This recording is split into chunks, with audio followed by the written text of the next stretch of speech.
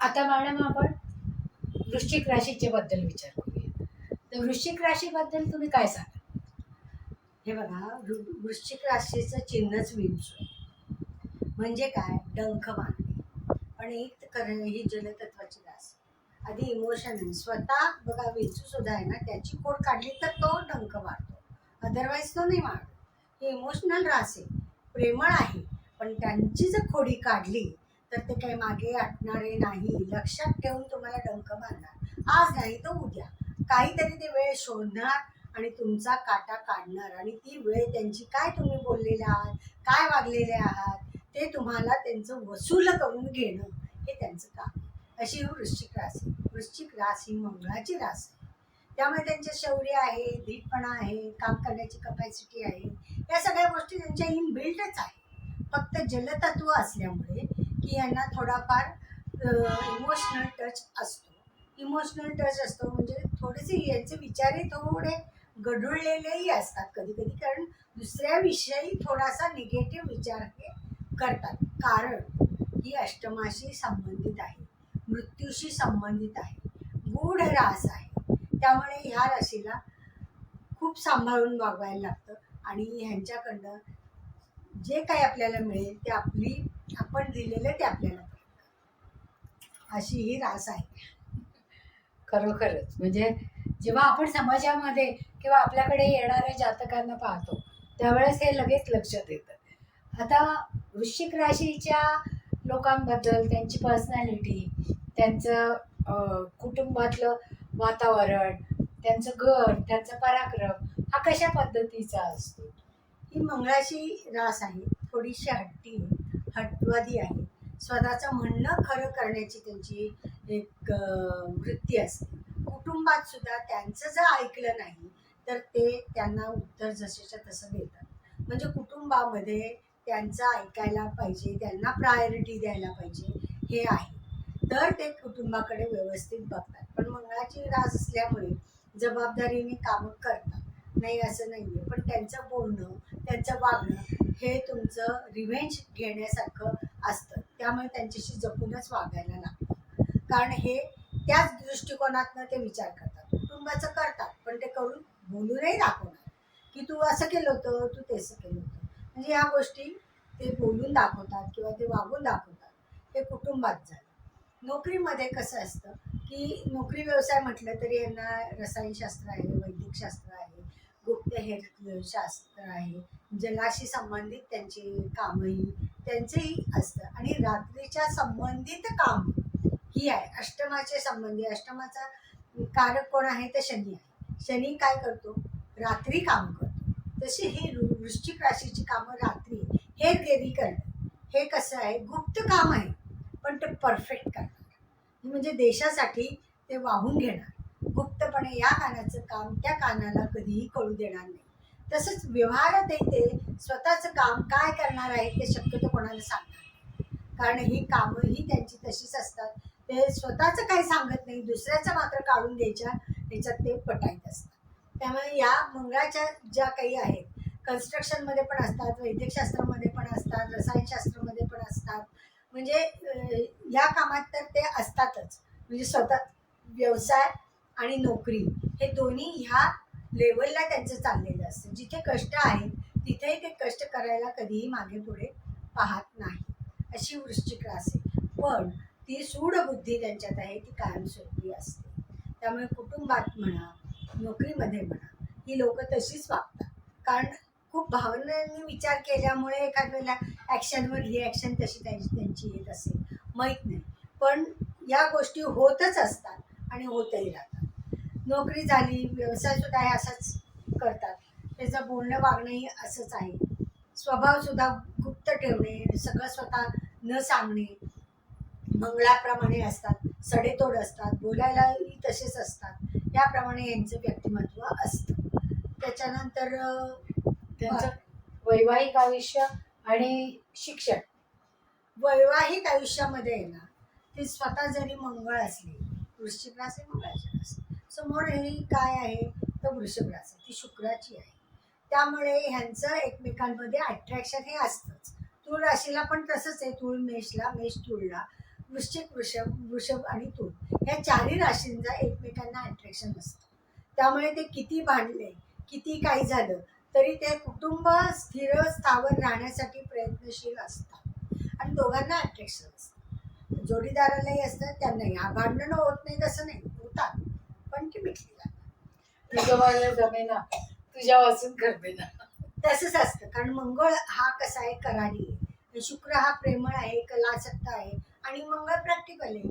थोडंसं दोघांच्या स्वभावात वेगवेगळेपणा आहेच ना, त्यामुळे हा फरक राहणार. पण दोघांनाही मंगळ आणि शुक्र यांच्यात प्रचंड अट्रॅक्शन असतं. सहसा या राशींची लोक म्हणजे तूळ, मेष, वृषभ आणि वृश्चिक यांचे सहसा घटस्फोट होत नाही. सहसा नाही होत, नाही असं नाही, होतात पण सहसा नाही होत असं आहे. कारण अट्रॅक्शन राहतं, थोडा वेळ भांडतात, परत एकत्र.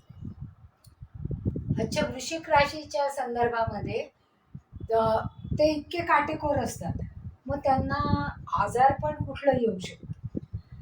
आजार पण त्यांना आहे ना, पाण्यासंबंधी रोग सुद्धा होतात, कारण जलराशी अष्टमातली राशी आहे. तर हे रोग तर त्यांना होतातच. म्हणजे केमिकल रिॲक्शन, म्हणजे आपण म्हणतो ना पॉयझन फूड पॉयझनिंग वगैरे असे रोग पण त्यांना होतात. आणि उष्णतेचे विकार आणि पाण्याने भरलेले पोट किंवा जलराशीच्या संबंधित पोटाचे विकार हे असले रोग त्यांना पुष्कळ होतात. शिवाय हे कधी कधी ना मंगळ चांगला असेल तर ठीक आहे, नाहीतर मग हे त्यांना आजार पण लवकर लवकर येत असतं. कारण अष्टमाच्या संबंधित त्रास असल्यामुळे आजार पण लवकर लवकर येतं आणि ते बरं पण होतं म्हणा, तसं काही हे नाही आहे. पण ह्या संबंधी त्यांना काळजी घेतली पाहिजे. पिण्याचं पाणी मुख्य म्हणजे त्यांनी सांभाळलं पाहिजे. हवा ही सांभाळली पाहिजे. पाण्यात आणि फूड पॉयझनिंग हे महत्त्वाचं त्यांना त्रास होऊ शकतो, त्यामुळे त्याविषयी त्यांनी काळजीही घेतली पाहिजे. ग्रहयोगाप्रमाणे त्यांना आता हे वर्ष 2025 कशा पद्धतीने जाईल? कसं आहे, वृश्चिक राशीला आत्ता काय होतं, सप्तमात गुरु होता, म्हणजे अजून आहे तो. जेव्हा मिथुनेत जाईल तेव्हा अष्टमात जाईल. आताचे ते दिवस अतिशय चांगले आहे, काही प्रश्न नाही, काही त्रासाचं नाही आहे. आणि चतुर्थात आत्ता शनी आहे. चतुर्थात शनी असल्यामुळे घरामध्ये कष्ट, बाहेर कष्ट हे तर त्यांना जाणवतच आहे.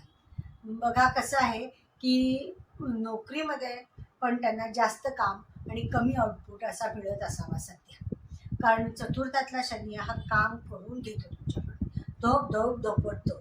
म्हणजे काम करण्याच्या बाबतीत, बाकीच्या बाबतीत नाही. पण ह्या व्यक्ती कशा आहेत, काम करणारे असतात, त्यामुळे त्यांना कामासंबंधी काही एवढा निगेटिव्ह रिझल्ट कधीच येत नाही.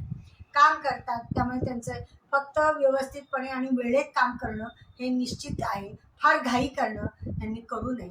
व्यवस्थित टाईम लिमिट सांभाळून फार उशीर करू नये, तर काम केलं पाहिजे. नोकरीमध्ये सुद्धा फार लक्ष देऊन काम करायला पाहिजे. जर तुम्ही आळमटळम केली, उशीर झाला कामाला, तर त्रासदायक परिस्थिती आहे, हे लक्षात घ्या. पण जेव्हा शनी याच्यात जाईल, पंचमात जाईल, तेव्हा संततीसाठी काही प्रश्न उत्पन्न होण्याची शक्यता आहे. मात्र तिथे जर काळजी व्यवस्थित घेतली गेली तर काही प्रश्न येणार नाही. चांगले आर्थिक लाभ पण होतील. कामासंबंधी काही तक्रारी होत्या त्या सुद्धा कमी होतील. त्याच्यानंतर घरातली जी काही वातावरण होतं, थोडंसं कधी खुशी कधी गम असं होतं, ते पण निघून जाणार आहे. आता गुरुची साथ होती, पण आता गुरु जेव्हा अष्टमात जाईल तेव्हा गुरुची साथ नसणार. पण काही गोष्टीमध्ये गुरु तुम्हाला प्रचंड चांगली फळं देईल. एक तर इन्व्हेस्टमेंटमध्ये चांगली फळं देईल, प्रवासाच्या बाबतीत चांगलं फळं देईल, घराच्या बाबतीत चांगलं फळं देईल. तुमचं धार्मिक प्रवास होऊ शकतात, गंगा स्नान होऊ शकतं. या संबंधी गुरु तुम्हाला चांगलीच फळं देतो. मुख्य म्हणजे अष्टमातनं जेव्हा गुरुचं गोचर भ्रमण असतं तेव्हा तीव्र दुःख तुम्हाला होत नाही. मुख्य म्हणजे तिथे तुमची मानहानी तो कधी करून होऊ देत नाही, एवढं सांभाळतो. हे मात्र अष्टमातल्या गुरुचं पॉझिटिव्ह फळ आहे, हे लक्षात ठेवा. मानहानीचे प्रसंग सहसा येऊ देत नाही, आले तरी ते वरचेवर निघून जातात. आणि शनी जरी पंचमात आला तरी काही गोष्टी तुम्हाला मिळणारच आहेत. लाभ चांगले होतील, आर्थिक लाभ चांगले होतील, प्रॅक्टिकली लाभही चांगले होतील.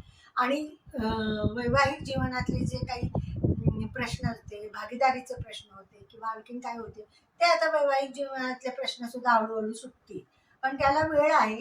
जरी तुम्ही असं म्हटलं की पी हळद आणि हो गोळी, तर नाही, त्यांना तुम्हाला वेळ द्यावा लागेल. कुटुंबामध्ये सहचारी व्यक्तीला, पार्टनरला तुम्ही समजून घेतलं पाहिजे. त्यांना त्यांचा वेळ दिला पाहिजे. जसं आपल्याला वेळ पाहिजे तसं पार्टनरला पण लागणार ना. ते थोडं समजून घ्या तुम्ही. स्वतःचंच म्हणणं खरं करू नका. बस, बाकी एवढं काहीच नाही होणार आहे. बाकी सगळ्या गोष्टी तुम्हाला सगळ्या चांगल्या मिळणार आहे. मग वृश्चिकेच्या लोकांनी या वर्षामध्ये कोणत्या उपासना करणं गरजेचं आहे? खरं सांगू का, यांनी एक तर गणपतीची उपासना करावी, नाही तर कुलदेवतेची. कारण समरास आहे. समरास असल्यामुळे काय होतं, इथे कुलदेवतेची उपासना इनबिल्ट असते, त्यांना जन्मतःच असते. आणि शिव उपासना कसं, भाग्येश हा चंद्र आहे, कळलं का. म्हणून त्याचं वृश्चिकेमध्ये चंद्र आहे ना, नीचेचा होतो, लक्षात घ्या. आणि भाग्यामध्ये जेव्हा कर्क रास येते तेव्हा तिथे चंद्र इंडिकेट होतो. मग तुम्ही काय करायचं, स्वतःचं मन सांभाळलं पाहिजे. स्वतःच्या मनाला चांगलं शिकवलं पाहिजे. जे पॉझिटिव्ह विचार करायला शिकवलं पाहिजे. ते कशाने येणार आहे? शिव उपासना. शिवपिंडीवर छान ताजं गाईचं कच्चं दूध वाहणे, पाणी वाहणे. तुम्ही त्या पाण्याकडे बघत राहा, तुमचं मन आपोआप शांत होईल. आपोआप तुम्हाला छान वाटायला लागेल. शिव उपासना चांगलीच आहे. ॲज वेल ॲज ब्रह्मा विष्णू महेश, उत्पत्ती स्थिती लय, हे तर आहेच. प्रश्नच नाही. गुरुची उपासना ही सगळ्यांनीच केली पाहिजे. पण ह्या लोकांचा चंद्र नीचेचा असल्यामुळे ह्यांनी शिव उपासना करावी. बेल वाहणे, पांढरी फुलं वाहणे, शंकराची कुठलीही उपासना करावं, जप करा किंवा कसंही करा, तुम्हाला खूप छान रिझल्ट येतील. शंकराच्या उपासनेने, कुलदेवतेच्या उपासनेने हे तुम्हाला रिझल्ट चांगले मिळतात. मानसिकता चांगली होते. काय होतं, कलुषित मन होतं तुमचं, विनाकारण कधी कधी होतं. कधी कधी दुसरे तुम्ही जे सांगतात ते ऐकता आणि तेच धरून बसता. असं काही नाही, त्यांच्या चांगल्या पण गोष्टी असतील ना. ह्या आपण विचार केला पाहिजे पॉझिटिव्हली, सकारात्मक दृष्टिकोन. म्हणजे काय, सकारात्मक दृष्टिकोनासाठी तुम्हाला शिव उपासना ही अत्यंत चांगली आहे. आणि कॉन्फिडन्स लेवल तुम्हाला चांगलीच आहे, वाढते तुमची. कारण कधी कधी खच्चीकरण स्वतःचं करतात या. कारण दुसऱ्याविषयी तिने असं का केलं, त्या व्यक्तीने असं का केलं, हे कशासाठी पाहिजे. आपली आपण प्रगती केली पाहिजे, असं नाही का वाटत तुम्हाला? आपणच करायला पाहिजे. जेव्हा आपण आपली प्रगती करतो तेव्हा आपली प्रगती निश्चित होते. मग त्याच्यासाठी मन शांत पाहिजे, मन कणखर पाहिजे, चंद्र तुमचा चांगला पाहिजे. मग त्याच्यासाठी प्रॅक्टिकल काय उपाय आहे? पौर्णिमेमध्ये तुम्ही दूध ठेवा, केशर घ्या, ते प्या. चांदीच्या भांड्यातनं पाणी प्या. चांदीत पाणी प्या, दूध प्या, केशरयुक्त दूध प्या. त्याच्यात गुरु येतो, केशर टाकला म्हणजे सूर्य येतो. ते ह्या गोष्टी चांगल्या आहेत तुमच्यासाठी. कोणी सामान्य व्यक्तीने जरी तुम्ही चांदीच्या पेल्यातनं दूध प्यायलं, पाणी प्यायलं, अन्नप्राशन केलं, तर चांदी काय प्युअर आहे. कधीही त्याच्यातनं तुम्हाला त्रास निर्माण होणार नाही. कधीही कुठली गोष्ट निगेटिव्ह चांदीमधनं तुम्हाला मिळणार नाही. उलट मानसिकता तुमची खूप चांगली होते आणि तुमची प्रगती चांगली होते. साध्या साध्या गोष्टीत मानसिकता बिघडली, कधी काय होतं, किती कॉन्फिडंट लेवल असेल तेव्हा जेव्हा चंद्र 6:12 जातो तेव्हा मानसिकता लोकांची सगळ्यांचीच कमी जास्त होऊ शकते. इन दॅट टाइम तुम्ही हे प्रयोग करून बघा, तुम्हाला खूप चांगला फायदा मिळतो. तुमची मानसिक लेवल चांगली होते आणि तुमची कामं सहज आणि सुलभ होतात. खूपच छान उपासना सांगितलं मॅडम. आणि वृश्चिकेच्या लोकांच्या मध्ये ते आपणहून काही विचारायला जात नाही. कारण जे जे येतात आपल्याकडे ते जास्त ओपन होत नाहीत पा. म्हणजे त्यांना जी उपासना द्यायची ते आपणच त्यांच्याकडे बघून द्यावी लागते. ते कारण स्वतःच्या मनातले सांगत नाहीत ना. त्यांना असं वाटतं आपलं मन दुसऱ्याने ओळखावं. पण तुम्ही काहीतरी क्लू दिला तर समोरची व्यक्ती तुम्हाला देते. प्रत्येक दृष्टीत तुम्ही लोकांनी म्हणजे पार्टनरनी सुद्धा ओळखायचं.